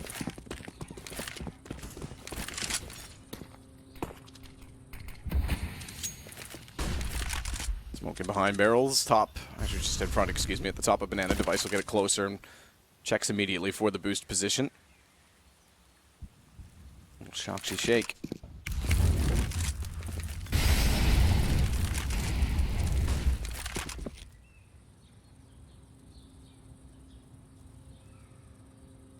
Zipex, again the one to enter, this time not alone though. This could be a fast charge. Flashes over from middle and out the side. Spotted the apartments. Trade by Kiarby had to be effective, but Kenny, it looked like he was going to hit the shot. Apex was the one to do so. He will go back out. And we know inside of the A side he's so lethal, but Dupree's got the lineup instead. Takes down both of the G2 players holding off the push for the bomb plant. Look at the HP for Dupree though. It's 1. Just 1. He'll stay in quad position. Try and hold off. In fact, he's going to rotate back in, and with the AWP up close, he still manages the shot. Gun barrel shows. He gets banged down by Body. Glaive sits back. No kit for Body. Smoke out to quad. Knows Glaive's gone toward the pit. Glaive's going to be patient. Knows he hasn't touched the bomb yet. Sees the shoulder. He now knows he's certainly not going to touch the bomb anytime soon because he wants to challenge the fight. And Glaive will get the better of it. Another clutch going in favour of Astralis there in the pit once again. Dupree, I want to see that shot from his POV if possible. That looks very nice. 1 HP. We did say in the pre-game, technically the second real for Astralis. We've hit him hit some amazing shots in those sort of situations. On a phono especially as well, at that A side, seems to be his stomping ground with that particular weapon. And the 2-on-2 eludes G2. And it's going to be 9-5. Very impressive in terms of the clutch potential of Astralis. Zipex winning that amazing round earlier. Glaive winning another one there as well. Here's a shot from Dupree. Oh, wow. That's dirty. That's filth. I can't believe it. What? That's pretty good, that reaction. Oh, man. That's so cool. Little nose go through the corner of the bomb side, of course. Kenny S, let's find an opening pick, though. There we go. 5 and 4. Double orb setup still out.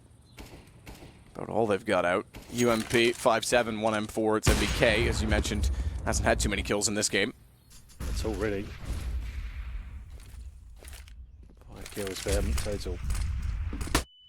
Flashes both directions.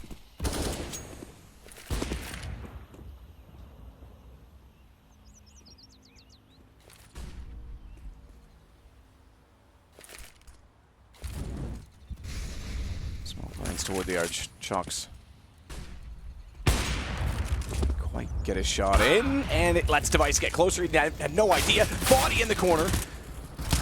He's going to switch fast enough, doesn't realize it. Body's going to go back to the pistol. Pistol might work if Kirby can't hit shots. And Dupree's going to join him by wrapping back through CT, but MBK will be at the top of Banana, and then Dupree actually has to stop. Kenny should know that he stopped as well because he had the op in position so that he would know he's not gone around the corner toward Ruin. And therefore, he's come back. Yeah, he's still searching for Dupree.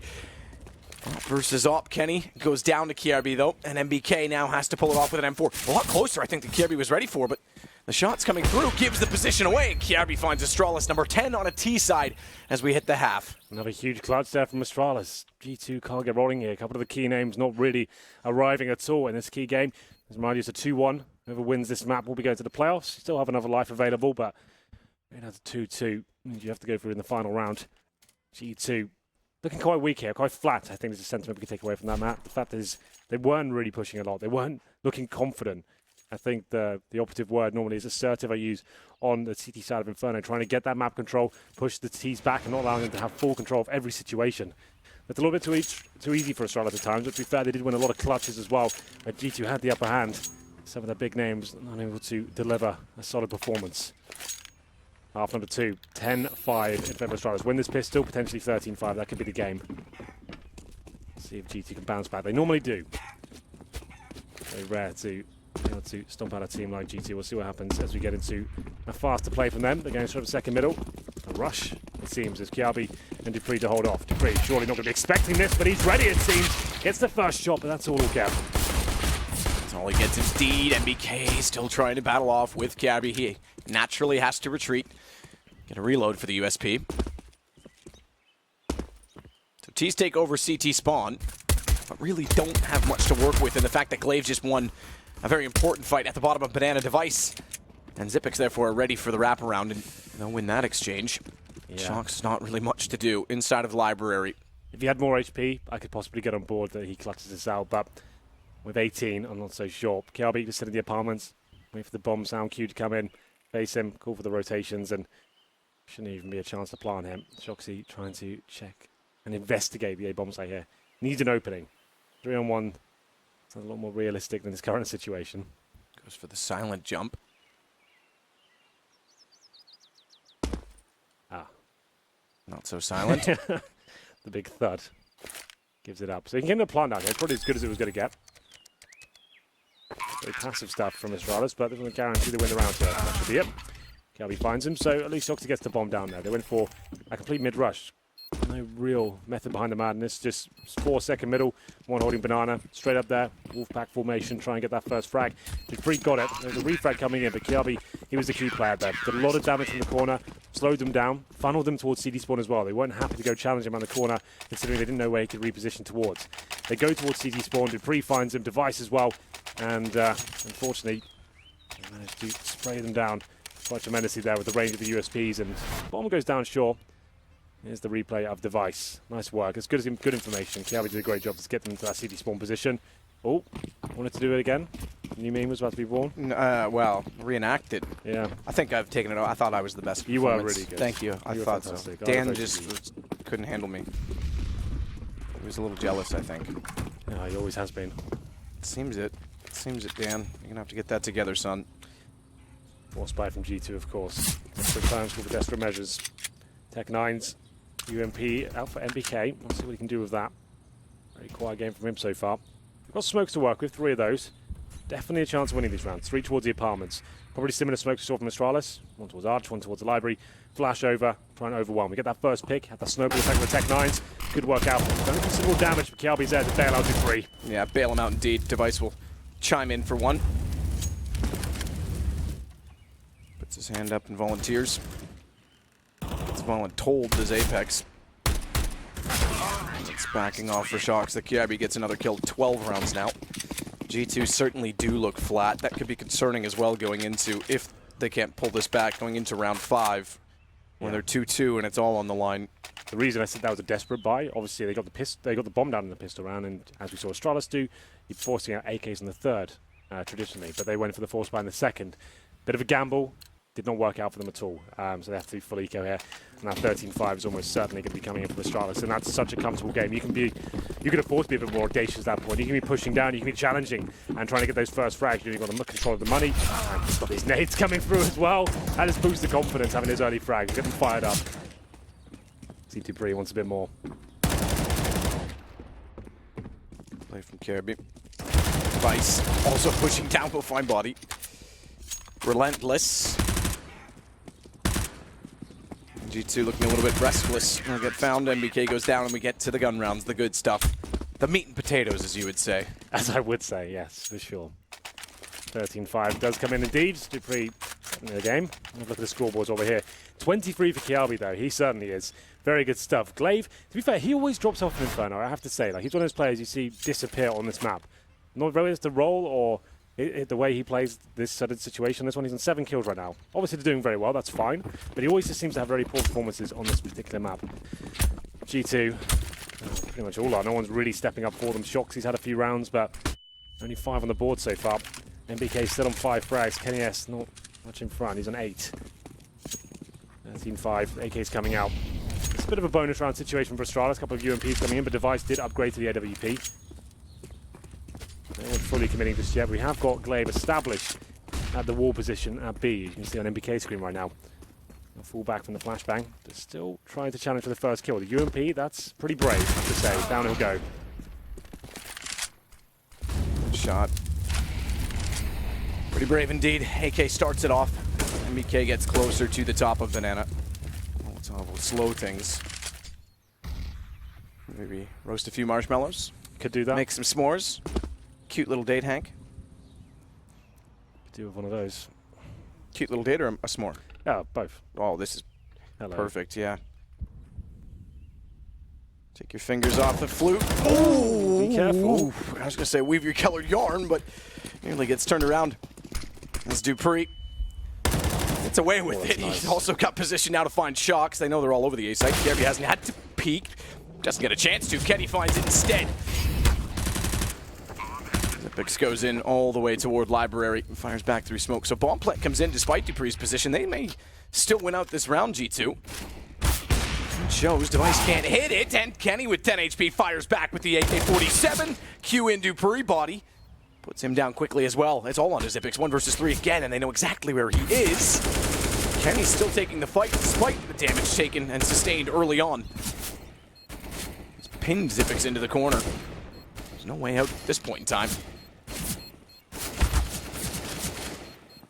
And time gone. MBK will solve it anyway. Goes to number 6 for G2. And okay, bomb does go off, but they got far enough away, so Kenny survives 8 HP.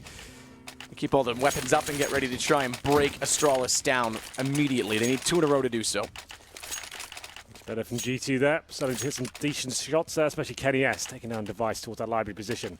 That was technically a bonus run over for Astralis. A couple of SMGs coming into that one, and they still have money to work with it. Still have Glaive on the UMP. Like we said, quite a quiet performance from him so far, but the M4s are out. Device on the AWP once again.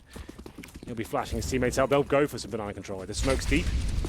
Try and push the T's back and challenge at the very start. There's the Molotovs as well to help them out. G2 holding back. For Kenny S, he's also got the AWP himself. Bomb still down at T steps. And you can see on the mini-map right now, CT's getting some control. Lead the player in towards that logs position. Normally go for one frag, sometimes two if you've got some teamwork going on with the flashbangs. That's nice. We didn't see any of this from GT whatsoever in the first half. It was a little bit disappointing, I have to say. It was indeed. So having Zipic so far down, Glave's not going to abandon him. He actually is going to stay by. They're going to go immediately in front of him, but they check it. Shocks. It didn't look like they were going to when we snapped over to the view from Zipix. Glaive back in the sight, little pop flash. He's got to go now. He's got to go very quickly. They see it. They know where he is. He still blinds them. UMP! Ooh, almost gets two as MBK strikes. But they don't have a smoke towards CT, which lets Device take down Kenny, and they'll put it out late. Bomb plants will certainly come in. Apex will watch bottom of Banana. The HP for MBK is 2. That is all he has to work with. Does have the AWP, so he still can find the angle shot. Shoulder shown. Dupree tries to fire back in. Shocks goes down to 7. They'll start to favor Astralis, you might think, on the retake. The only factor that doesn't is time. There are no kits in play currently for Astralis. So damage is all well and good, but they need to get the kills. Kirby will find one, traded back by Apex. They know that he's toward Banana, and MBK solo gets peeked out by Dupree. Device just has to watch off as they go for the defuse. 10 seconds. He's got the kill. He's still not convinced they're going to get the defuse, though, so he's heading for the hills to save the AWP. And they're not going to. Oh, they do. They just got it. I thought it was done as well. That's about as close as you'd like. Yeah, you could see him covering his eyes. He wasn't 100% sure, but about half a second to spare there. Lovely work from Astralis. Decent retake. Did the damage early on as well. It was Dupree pushing through Shocks and Smoke and Ruins. Takes that kill down eventually. MBK as well. You can see it was very chaotic, and Apex trying to do what he could. Go for the full defuse. One player holds his breath, goes that 10 seconds, and his teammate has to deliver the frag, which he does, absolutely. We'll have a look how close that was. I can't really tell. Yes, that's how close it was. Can't really tell. That's about as close as it gets. And you can see the GT boys, that's going to be gutting their morale. And there it is, hand over the face, hope for the best. It works out. Device was gone. You know that that classic meme? Out, yeah, you know that meme shirt, like it says Bomb Squad on the front, and it's in the back, it says, if you see me running, keep up. That's basically what it was. He's just like, good. I'm out, this isn't happening. Well, unfortunately, gonna have to stick around a little bit longer here because they have to force buy into round number 21. UMPs, Tech 9s, a couple of AKs to work with here, but it's looking quite dire for G2, I have to say.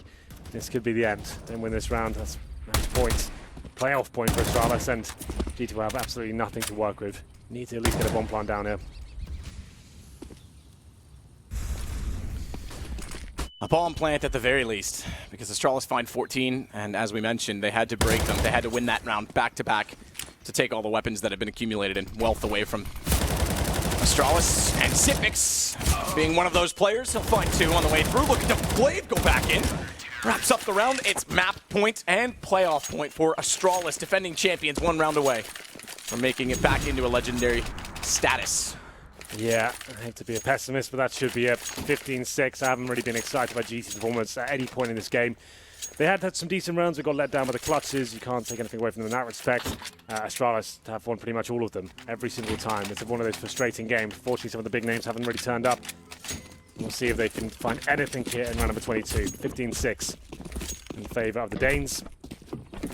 Tech 9, CZs, P250s. Doesn't sound that interesting. We'll see whether they can maybe find the first frag. It's Glaive, though. We said he had a quiet game so far, but looking to rectify that. He takes the first kill and the second as well. Nice headshot towards Kenny S. 5 on 3. Gets taken down eventually by Shoxy and gives him an AK. And they still have the advantage here. Into the 1 minute 30 mark. Nice play by Glaive. Play indeed, Shocks. Work his way out of Wheeler in a very interesting fashion, I guess. Knife out, smoke not down, just gives himself up. Perhaps they've just given up on the game. Well, they haven't looked like they ever arrived, to be honest. It's fair. So, fair point. MBK partially blinded. Zipix won't go all the way around the corner. But Astralis about to move on. Can take the night off. G2 won't have such luxury, and I would say for them, sit back down at the practice booth, boys. Get to work, yeah. Because the round 5 matchups aren't going to be favorable either. Astralis in it, 3-1. We'll move on. Our 3rd team to make the playoffs. Yeah, I want to focus more on G2. It felt like they lost that game than Astralis winning it. They just didn't really... You can see the setup. They look dejected. That's not G2 playing on the server right there. That's a team I haven't seen before. That was uninspired, lackluster Counter-Strike, not really thinking in terms of what can we do to get in their faces, what map control can we go for here. Double orbs came out once, that was quite decent, but it's too late. Round number 13, those double orbs came out. We talked about it so much in the pre-game, you need to see it earlier on to have a chance. They got very unlucky in the clutches, I will give them that. Win a couple of those potentially, and you would feel like they probably had a stronger chance of winning this game. But Zipex at 3v1, I think that was the end of the game right there. They couldn't really recover from that situation. Money was just in the bin throughout, and everyone from Astralis looked good. Maybe apart from Glaive, very quiet game from him, but some of the big names, Kenny S especially, we expect him to go massive on Inferno generally, and he was just missing very key shots, didn't seem to have much impact, wasn't going for the really aggressive stuff. It seemed to have lost his mojo a little bit in that game. Mojo? Yeah. Every time someone says lost my mojo, I get that reenactment from Austin Powers in my head, like over and over. No, my Paul, over to you. You've got to get up earlier than that to catch me out, Matt. Well done, nice commentary. A 16-6 win for Astralis. The champions get their major campaign back on the right track, and they are qualified for the quarterfinals. Not so for G2, though. Gents, Henry made a point in that at the end. He said he felt like G2 lost that game rather than Astralis won it. I don't know if I agree with that. Seems a bit strong, but I kind of know where he's coming from in the sense that that wasn't the same G2 that we've seen in the last couple of months. I mean, yes, it was an underperformance from G2, but it didn't feel like, you know, you say that when a team has a lot of advantages in the game and then they throw them away. This was just Astralis straight up smashing G2, and, you know, the round that you can look towards and say G2 threw it away was the 3v1 this round from Zipex that, you know, they could have just went for the defuse, didn't really have to chase him like this, maybe played it a little bit better, but that's just Zipex, you know, he is going to have a round like that. But this was what was concerning. I think this was what Henry was referencing. You could see how Kenny, for example, looked very dejected, was the exact word he used throughout that game. It just didn't seem like they were, you know, ever that they found their groove in this game. I don't even think it's about finding their groove. I think they had a terrible game plan. Like, they weren't playing for banana control, they weren't playing for apartments control, they weren't playing for control of middle. I don't know what they were thinking and just sitting back and going, hey, we're just going to let you execute on us and hope that our players, which they are good players, are going to multi-frag time and time again. And Paul, I actually got some real stats this time for you. In that game, when you're Astralis on the T side and you're getting 11 bomb plants over the course of the game and you only have to eco once, you're not going to have a rough time buying guns and forcing them into awkward situations. You flip that over, you've got the side of G2. They had 2 force buys and 3 ecos, and one of, like, you had a force buy and an eco come off the back of that 1v3 from Zipnik. So that's how pivotal that 1v3 was late in that first half. And every time, you know, Astralis got an entry frag, they converted the round on the T side. So if that's not a damning stat, I don't know what is. When you eventually saw the guys from G2 going aggressive, Kenny with the AWP and apartments, they went for some banana aggression as well. You saw the rounds were much closer, but still, Astralis look like they're in full control to me. They do, don't they? Yeah. I mean, that was a much better performance from them all round, wasn't it? Yeah, absolutely. They, you know, the Inferno game against SK was a bit of an outlier because how strong SK's T side was in the game from Cold Zero and all of that. We said it even yesterday, if those two teams play 10 more times, you're not going to see the same scoreline. But you could see Astralis' preparation on the map and, you know, just how they wanted to start as T. They got the choice of side and then decided to start as T on Inferno, which is not something you will see very often. Just tells you that they had a clear game plan coming into this game. They wanted to be the ones dictating the flow of the game from the very beginning, and it paid off significantly for them. I don't know about you, Yanko, but if I was an in-game leader and I was Glaive in that scenario, and I got banana for free every round, and I got apartments and boiler for free, and I'd just be sitting there going, well, I haven't had to use any utility, haven't had to take any damage, we're only 30 seconds into the round, not even that.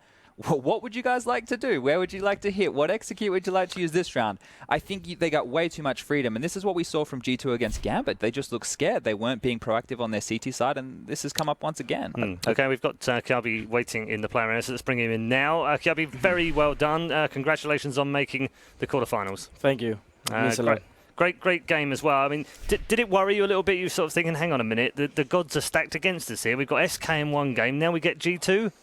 Yeah, we never seem to get lucky with the draws in the Swiss systems, but we're used to it, and we just want to focus on playing our A game. Even though we get the harder opponents, we take one game at a time. Yeah, did that feel more like an Astralis performance? Did it feel more like, championship material? Yeah, it felt like we finally managed to play on our terms.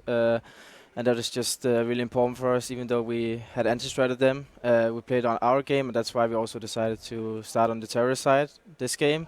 So yeah, it's a pleasure to be in the playoffs again. Absolutely, in the quarterfinals again. Yanko and Sponge alongside. Gents, questions for Kelby? My question for you is, why did G2 not go aggressive on the CT side and try and get banana control? Because I'm lost.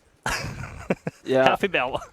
I think at some point they had decent money and didn't decide to do it. But in the beginning we were rolling pretty well, and I think they had some economy problem, if I remember correctly. But it didn't feel like it's the real G2, to be honest. We expecting them to play a bit differently.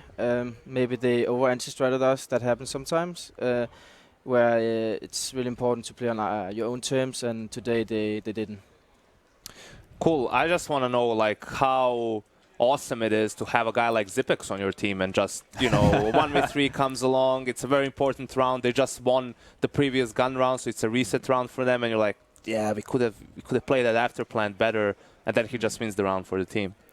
Yeah, it's great to have a guy who always can clutch the rounds. We even started making jokes in the chat, he's going to clutch this, and we always do that because even though it's a 1 versus 4, we still take the chance like it's 50-50% he will clutch this. So yeah, it's perfect, and we have a really good dynamic, and it's really great to prove that we are here prepared and we can also play on our terms. Yeah, that's a good point actually as well, because a lot of people have made the question. You guys skipped ESL1 Cologne, took more time to prepare.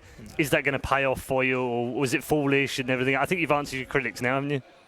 Yeah, I don't know. We have a lot more to prove this tournament. Obviously, we are the defending champion, so we're here to defend the title and play our best. And the best preparation for us was to practice a lot and not participate in too many events. And no matter how it goes, we know it was the right decision. It was hard to sit back at home and practice 10 hours a day instead of playing tournaments. But no matter the outcome, we are really satisfied with the decision. Good stuff. Thanks for joining us, Marcus. Congrats on the win, and we'll see you in the quarterfinals. Thank you.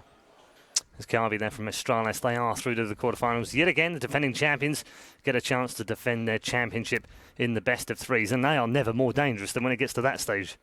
Oh, their map pool's scary, right? Yeah. This is where they can really turn it on, and they can make teams struggle, really wince, because they do have a bigger map pool than most. But it's good to see them with a convincing victory, right? We had those 2 matches earlier that were very close. They lost, that was a bit of a blowout.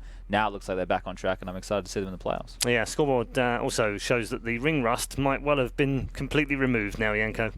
Yeah, absolutely. I mean, you can see Dupree topping the ADR charts, and it's interesting how his role has changed a little bit. He's not the exclusive entry fragger for the team anymore. Sometimes he's on the lurk role. You could see when they want to go for that B-side split or wrap. That's where he's towards that arch area and just trying to sneak in, get some information, get a couple of kills. So it seems like he's more comfortable as well, having to switch between those two roles where he can have maybe a bit more impact, and he's been playing better, that's for sure. Yeah, let's take a look at the MVP for this game.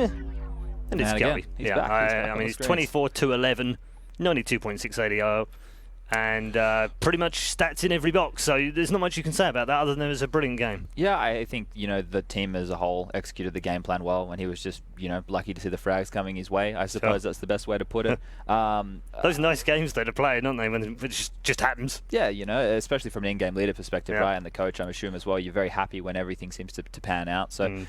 someone has to make the kills, and good on Kelby getting the MVP. Adds to Chad's point, you can see that he has 10 kills in retakes or post-plant situations. So I think it's difficult to talk about this game because of the way G2 played, right? It seemed like they were never in this game or had a chance to come back at any point, and that is because of the way economy game work. I think Kelby was spot on saying that they may be try to anti-strat Astralis too much, like playing super passive and saving their nades. We saw in that one round where Shox got the collateral with the AWP, how they were saving smokes on B for the entire round, and it worked out, but that was like one-off situation where it did work out. A lot of the other times, they just had no idea what Astralis was going to do. Good stuff. Thank you very much, gents. We're headed towards a break. Next up, though, another match in the quarter-final bust-down. Which one of these two teams is heading into the last out? We're going to find out after the break. This is what's coming next.